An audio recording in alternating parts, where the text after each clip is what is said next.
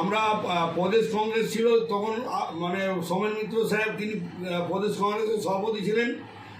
আর আমার গুরু আকবর আলী খন্দকার, যিনার হাত ধরে আমি রাজনীতিতে, আমি ওনার ছেলের মতন, মানে আমাকে বাড়িতে ওনার সঙ্গে থাকতাম, একটা চৌকিতে দুজনে ঘুমোতাম।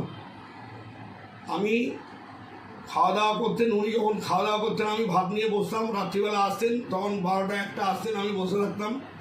তারপরে এসে উনি আমাকে তুলতেন, আমি উঠতাম, উঠে ওনাকে ভাত দিতাম, উনি হাফ খেয়ে হাফ আমাকে খাওয়াতেন। তখন থেকে রাজনীতি করছি। তারপরে যখন মান্নান সাহেব খানাকুল থেকে সারাপুলিতে এলেন, তখন উনি চণ্ডীতলা দাঁড়াবার জন্য উনি দিদির কাছে গেলেন। দিদি তখন যুব কংগ্রেস করতেন। তখন দিদির সঙ্গে ওনার পরিচয় হয়, দিদির কাছে উনি গিয়ে যুব কংগ্রেস রাজনৈতিক পরিস্থিতি। আমি পেশা আইনজীবী, রাজনীতি পেশা মানে আমি বলছি আপনাকে, মানে কোন করে প্র্যাকটিস করুন।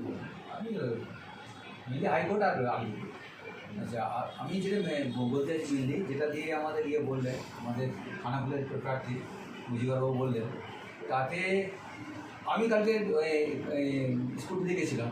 স্কুটিতে যাওয়ার পর আমাকে মানে অদ্ভুত ব্যাপার, আমরা 10 জন ক্যান্ডিডেট এখন কন্টেস্ট করছি, তার মধ্যে একটা আবার নতুন, আবার মানে তৃণমূলে একটা আবার বেশ কিছু মিডিয়া আমার কাছে এসেছিলেন, প্রশ্ন করেছিলেন।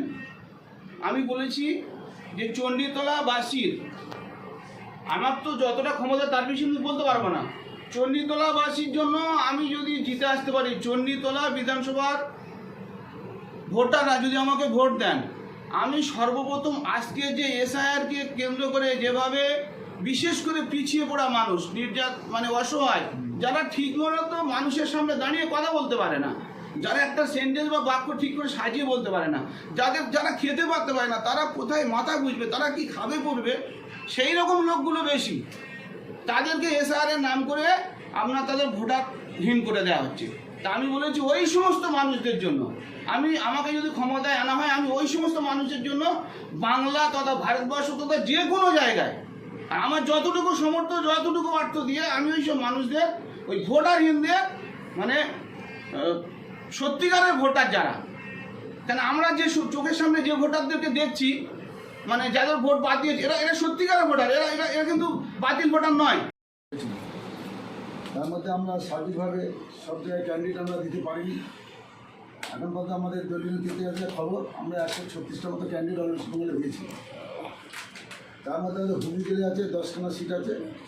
10খানার মধ্যে আমরা দিয়েছি শ্রীরামপুরে দিয়েছি সীমা পালকে, একজন মহিলা দাঁড়িয়েছে সীমা পাল। চাপদানিতে আছে মোল্লা মুক্তার আছে। আচ্ছা, সিঙ্গুরে আছে কাশীনাথ সাউ আছে, সিঙ্গুর থেকে কন্টেস্ট করছে। হরিপাল আছে। চন্দননগরে আছে সারিয়া মল্লিক আছে। সারিয়া মল্লিক হচ্ছে যিনি গত লোকসভা ইলেকশনে আইএসএফ থেকে দাঁড়িয়েছিলেন,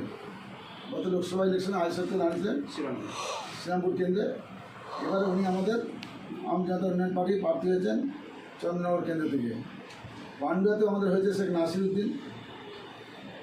চণ্ডীতলাতে হয়েছেন আব্দুল হাসেন গাই, আবুল হাসেন গাই, উনি হয়েছেন